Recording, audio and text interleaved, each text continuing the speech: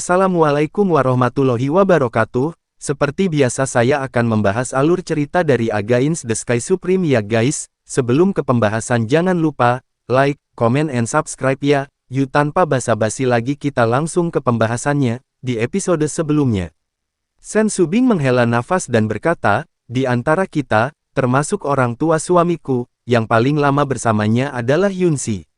Meskipun aku bertanya pada suamiku mengatakan bahwa dia tidak membenci Yunxi, tetapi pikirkanlah saudara perempuan, Yunxi telah bersama suami selama lebih dari 2 juta tahun, bahkan jika suami adalah batu, dia harus dapat merasakan kasih sayang Yunxi untuknya, bahkan, kecantikannya sedikit lebih baik dari kita, itu adalah normal bagi suami untuk bersamanya begitu lama, dan itu normal baginya untuk mengembangkan cinta dari waktu ke waktu.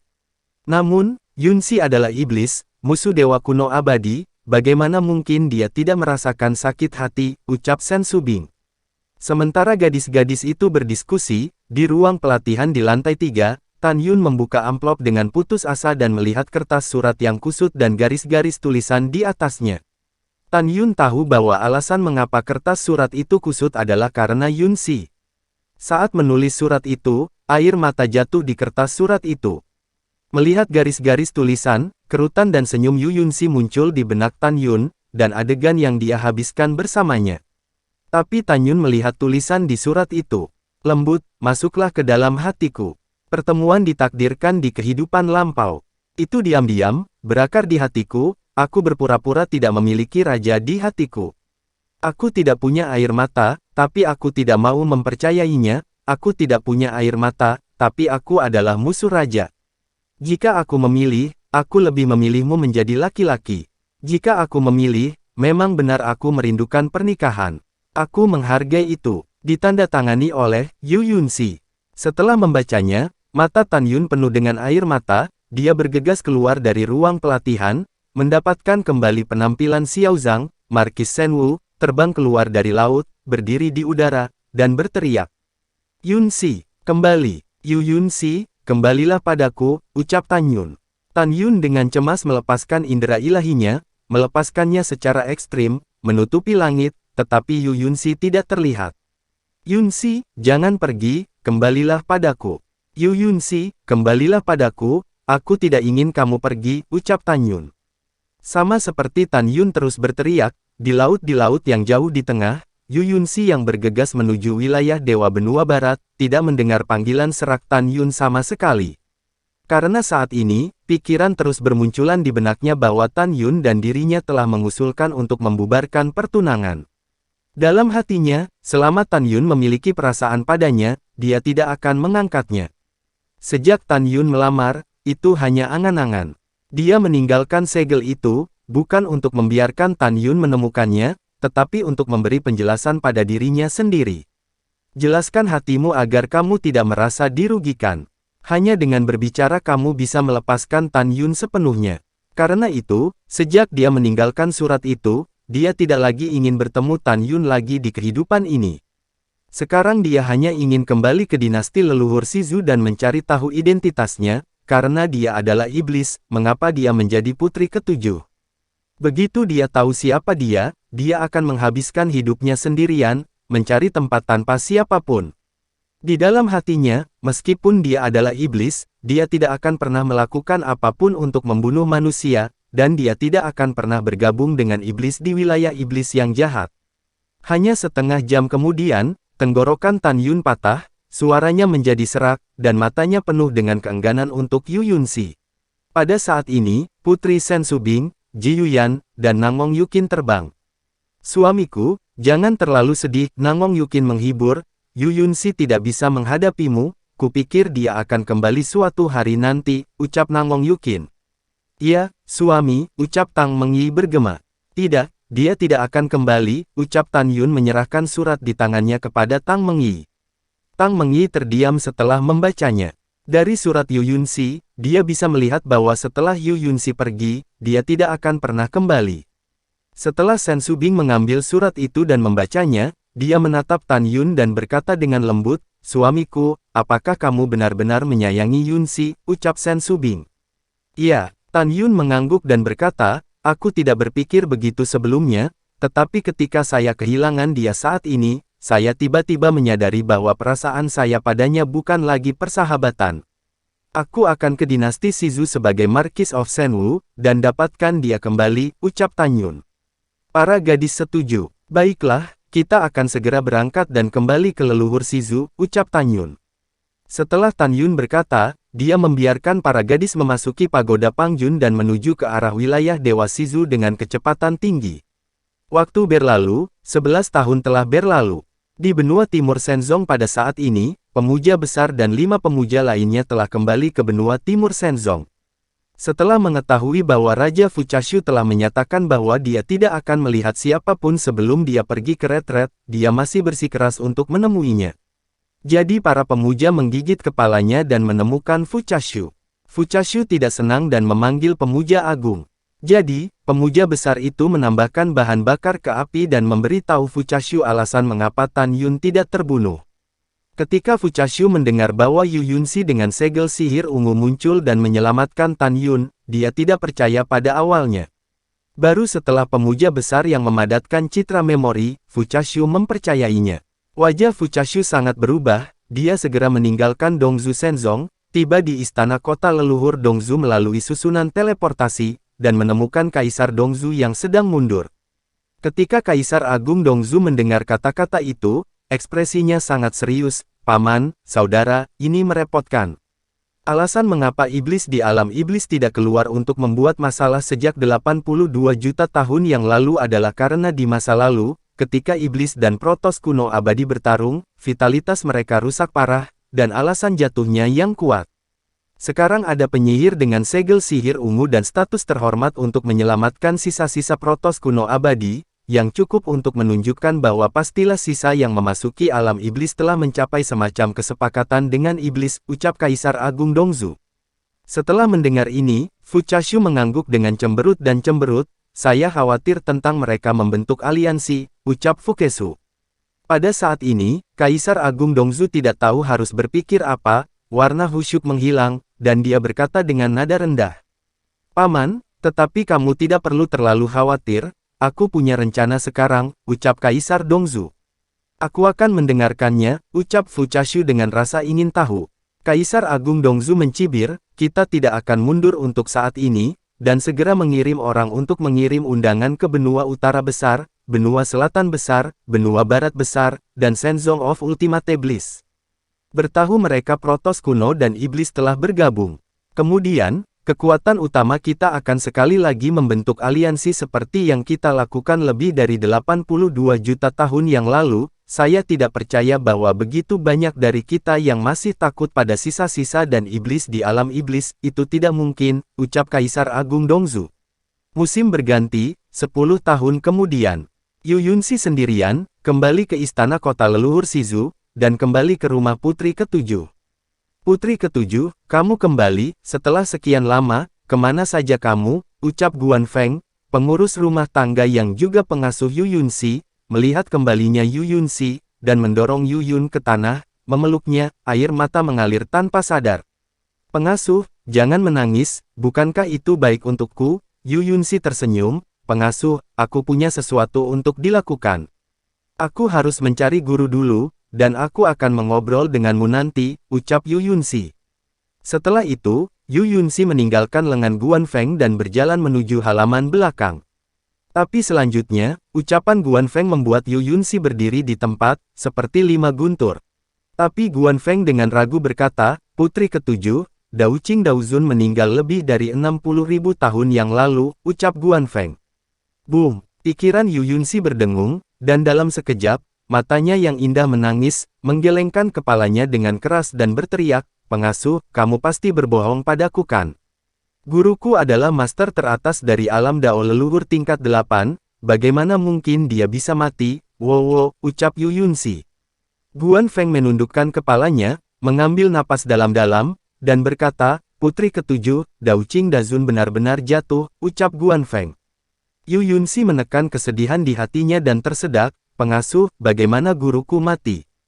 Selama ketidakhadiran saya, dia menyentuh penghalang alam leluhur Dao tertinggi, dan apakah Anda jatuh selama bencana?" ucap Yu Yunxi. Mendengar ini, Guan Feng melambaikan tangan kanannya, dan setelah memasang penghalang kedap suara, dia berkata, "Putri ketujuh, Dao Qing Dazun dibunuh oleh Kaisar," ucap Guan Feng. "Kaisar? Kaisar yang mana?" Yu Yunxi gemetar. "Apakah itu ayahku?" ucap Yu Yunxi. "Iya." Guan Feng mengangguk. "Kenapa?" Air mata Yu Yunxi mengaburkan pandangannya. "Mengapa ayahku membunuh guruku?" ucap Yu Yunxi. "Putri ketujuh, ceritanya panjang, dengarkan bawahan perlahan," ucap Guan Feng berkata jujur. 60.000 tahun yang lalu, penguasa kuil Tianmen lebih baik mati daripada menikahi kaisar, jadi kaisar membentuk aliansi dengan Shenzong of Ultimate Bliss dan bergabung untuk menyerang kuil Tianmen. Dan Dao Qing sebenarnya adalah patriark dari 4 seni kuil Tianmen saudara Dao Qing Dazun, oleh karena itu, Dao Qing Daozun membantu kuil Tianmen untuk melawan dinasti leluhur Shizu dan kebahagiaan Shenzong. Pada akhirnya, kuil Tianmen dihancurkan, dan Dao Qing Daozun seorang diri membunuh binatang buas kuil Tianmen Jiu Tu Zulong, wakil kepala istana dari bintang klan Domain, dan pemuja besar Helian Mengde. Kemudian, setelah ditangkap oleh kaisar, dia dibunuh dengan memotong-motong tubuhnya, ucap Guan Feng. Mendengar ini, seluruh tubuh Yu Yunxi sepertinya terkuras, dia merosot ke tanah, menangis. "Bagaimana ayah kerajaan saya bisa begitu kejam? Bagaimana ayah kerajaan saya bisa membentuk aliansi dengan Shenzong dari Elysium? Ayah kerajaan tahu bahwa Shenzong dari Elysium adalah sekte dengan sifat manusia yang menyimpang, bagaimana mungkin dia, bergabunglah dengan Shenzong dari Elysium? Dan Tan Yun, jika dia tahu bahwa kuil Tianmen dihancurkan, betapa sedihnya dia." Ucap Yu Yunxi. Yu Yunxi mengangkat kepalanya dengan air mata di matanya, menatap Guan Feng. "Fang Zixi itu, penguasa istana Fang, orang suci Lao Dao Kun dari wilayah bintang 4 seni, dan orang suci Xin Bingxuan, apakah mereka bertiga masih hidup?" ucap Yu Yunxi. Yu Yunxi tahu bahwa ketiganya adalah orang yang paling dipedulikan Tan Yun, jadi dia bertanya. Guan Feng menghela nafas. "Mereka semua harusnya mati." Pada saat itu, dikatakan bahwa ayam dan anjing yang disembelih di kuil Tianmen tidak tersisa, dan tidak ada dari mereka yang selamat, ucap Guan Feng. "Jika benar-benar mati, betapa sedihnya dia," ucap Yu Yunxi di dalam hatinya. Setelah Yu Yunxi bergumam pada dirinya sendiri, dia melihat dengan penuh harap dan berkata, "Pengasuh, bisakah tubuh guruku dikubur di tanah?" ucap Yu Yunxi. "Tidak." Guan Feng berkata dengan jujur, "Tuan Besar Dao Qing tidak memiliki tulang yang tersisa, tetapi jiwa janin hancur. Putri ketujuh, ini adalah slip batu giok, yang Dao Qing Dazun berikan kepada Anda sebelum Dao Qing Dazun membantu kuil Tianmen." Dia secara khusus menjelaskan kepada bawahan bahwa bahkan jika bawahan meninggal, bawahan tidak bisa memberikan slip giok kepada siapapun kecuali pada Anda. Dia juga mengatakan bahwa itu berisi kebenaran tentang kematian ibumu dan pengalaman hidup Anda, ucap Guan Feng. Yu Yunxi menahan kesedihannya dan berkata, "Pengasuh, aku berantakan, aku ingin sendiri, tidak ada yang penting, dan tidak ada yang ingin kulihat," ucap Yu Yunxi. Setelah meninggalkan kalimat, Yu Yunxi memasuki aulanya, menutup pintu, mengatur penghalang, dan melepaskan kesadarannya ke dalam slip batu giok. Tapi dia melihat slip batu giok itu. "Sier, murid guru yang baik, jika ada yang salah dengan perjalanan guru ke kuil Tianmen, kamu harus berjanji pada guru, jangan sedih, jangan sedih." Bersedih. Tubuh halus Yu Yunxi bergetar, dia menangis, dan terus menonton. "Sier, jika guru pergi, satu-satunya orang yang tidak bisa dilepaskan guru adalah kamu. Aku benar-benar ingin melihatmu dan Yuner bisa pergi ke gereja untuk menikah." Guru sangat takut, dan tidak akan melihat hari itu. "Sier, ada satu hal lagi, mengenai latar belakangmu, kemungkinan besar kamu bukan putri kandung Kaisar Agung Shizu. Ketika Anda dan Yuner meninggalkan dinasti leluhur Shizu, guru ini mendengar percakapan antara Kaisar Agung Shizu dan yang disebut kakek Anda. Sebagai seorang guru, saya mengetahui bahwa pelaku sebenarnya yang membunuh ibumu adalah Kaisar Shizu, dan yang disebut kakekmu bukanlah kakekmu yang sebenarnya. Apa yang terjadi adalah seperti ini, ibumu sebenarnya adalah alam iblis, putri iblis besar yang jatuh di masa lalu, artinya, kakekmu yang sebenarnya adalah iblis besar. Saat itu, ibumu dan tunangannya meninggalkan alam iblis bersama-sama dan muncul di laut iblis untuk bermain, tetapi mereka bertemu Kaisar Agung Shizu. Kaisar Agung Shizu membunuh tunangan ibumu, merampok ibumu, dan memenjarakan ibumu di istana leluhur Shizu. Hanya 1 bulan kemudian di tahun yang sama, ibumu hamil, dan setelah melahirkanmu, ketika dia memikirkan langkah selanjutnya, dia harus menghadapi pencemaran Kaisar Agung Shizu, ditambah penindasan Permaisuri Liu, dia menemukan kesempatan untuk bunuh diri, memilih untuk mengakhiri hidupnya sendiri. Setelah ibumu meninggal, Kaisar Agung Shizu melihat bahwa tidak ada iblis dalam dirimu, jadi dia yakin bahwa kamu adalah putrinya. Pada saat yang sama, dia merasa kasihan pada ibumu, jadi itu sebabnya dia sangat mencintaimu. Adapun kakekmu, itu hanya Kaisar Agung Shizu. Dia sengaja menemukan seseorang untuk berpura-pura, dan dia tidak memiliki hubungan darah denganmu. Xier, kamu tumbuh bersama guru. Setelah guru mendengar percakapan antara Kaisar Agung Shizu dan kakek palsumu, aku tiba-tiba teringat bahwa kamu sering bermimpi saat kecil, dan gambar yang kamu impikan adalah iblis. Jadi, guru curiga bahwa kamu mungkin bukan darah dan daging biologis Kaisar Agung Shizu. Seharusnya ketika ibumu mengandungmu, dia menggunakan sihir unik iblis untuk menekan sifat iblismu, membuatmu sama seperti orang normal, agar tidak ketahuan oleh Kaisar Agung Shizu. Tentu saja ini hanya tebakan untuk guru. Jika benar, kamu harus menyembunyikan identitasmu dan segera melarikan diri dari leluhur Shizu. Kamu kuat, kamu membunuh Kaisar Agung Shizu, membalaskan dendam ibumu dan ayahmu yang benar-benar mati. Xier, meskipun Anda membenci Kaisar Agung Shizu, guru masih ingin memberitahu Anda, jika Kaisar Agung Shizu benar-benar ayah Anda, maka Anda bisa jangan bunuh dia, tidak peduli seberapa besar kamu membencinya. Xier, apa yang harus dikatakan guru telah dikatakan. Untuk guru, kamu jangan sedih, orang selalu mati, dan aku telah hidup terlalu lama, guru akan merindukanmu. Satu-satunya keinginan untuk hidup bagi guru adalah membunuh Helian Mengde dan naga leluhur berkepala 9 dari kuil Tianmen dengan tanganku sendiri. Jika guru gagal membunuh mereka berdua, Xier, kamu harus membiarkan Yuner membunuh 2 binatang buas ini untuk guru di masa depan. Xier, hati-hati. Setelah membaca slip batu giok, Yu Yunxi sudah menangis dengan air mata. Ibu, wow. Mata Yu Yunxi yang berlinang air mata mengungkapkan niat membunuh yang tak ada habisnya, dan sekarang dia telah menyimpulkan bahwa dia sama sekali bukan putri Kaisar Agung Shizu.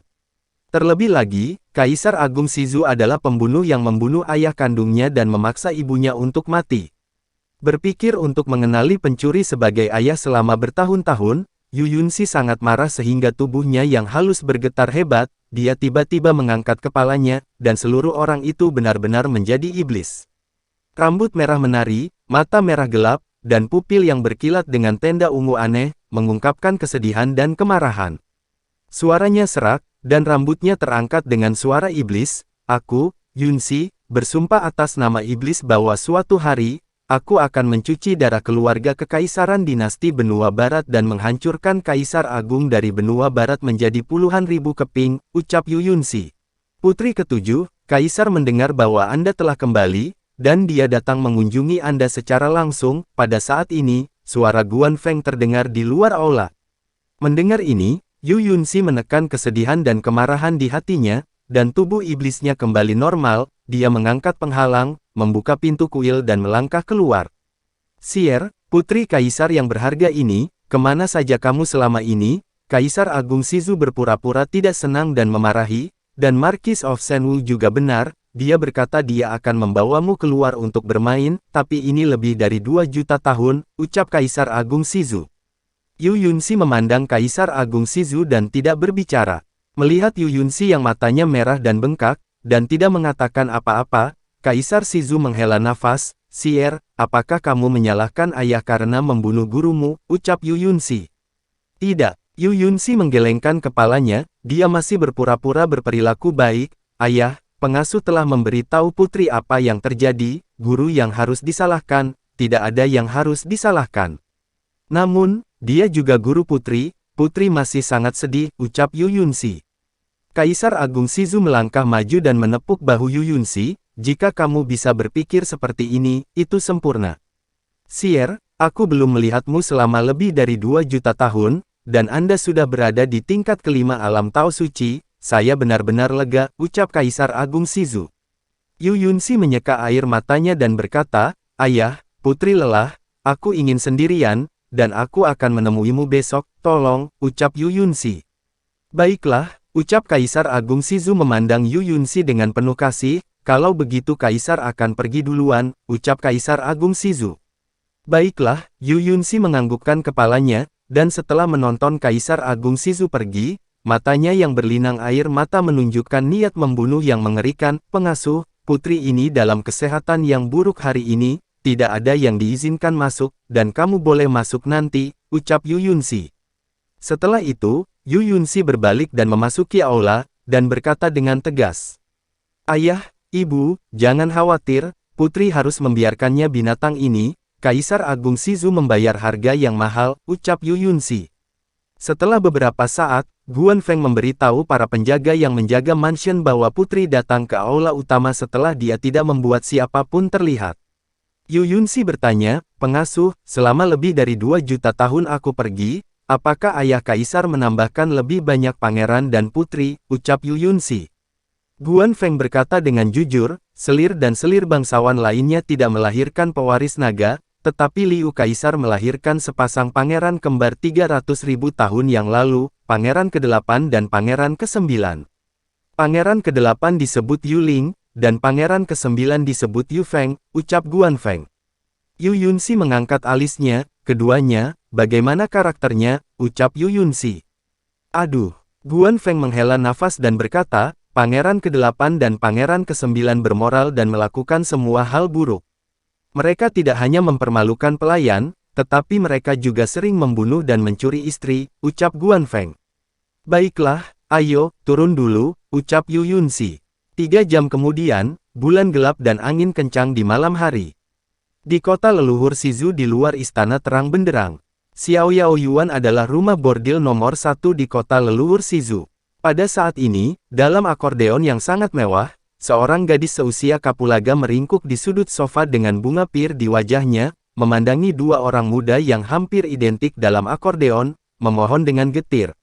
"Pangeran ke-8, pangeran ke-9, tolong lepaskan aku benar-benar bukan orang dari negeri kembang api ini," ucap gadis itu. Pangeran ke-8 tersenyum jahat, "Ya, tentu saja pangeran ini tahu bahwa kamu bukan dari Xiao Yao Yuan. Sejujurnya, Xiao Yao Yuan itu dibuka oleh pangeran ini secara diam-diam, hanya untuk menjarah kecantikan kecilmu yang lembut dan memberikan pangeran ini untuk bersenang-senang, hahaha," ucap pangeran ke-8. "Tidak tahu malu, kalian berdua tidak tahu malu," gadis itu menangis, "jika aku mati, aku tidak akan membiarkan kamu menyentuh aku," ucap gadis itu. Gadis itu tiba-tiba mengeluarkan pedang suci dan ketika hendak bunuh diri, sebuah suara yang menyenangkan tiba-tiba muncul di benaknya, "Jangan takut, aku akan menyelamatkanmu," ucap suara itu. Bang! Saat berikutnya, pintu akordeon ditendang terbuka, pangeran ke-8 dan pangeran ke-9 menoleh ke belakang dan menemukan seorang wanita kulit hitam bertopeng berjalan masuk. Wanita bertopeng itu tidak lain adalah Yu Yunxi. "Berani," pangeran ke-8 berkata dengan tajam, "apakah kamu tahu siapa aku?" "Uci." Suara pangeran ke-8 belum selesai, tetapi itu adalah seorang wanita bertopeng yang melintas melewatinya, darah berceceran, dan dia kepalanya dipenggal.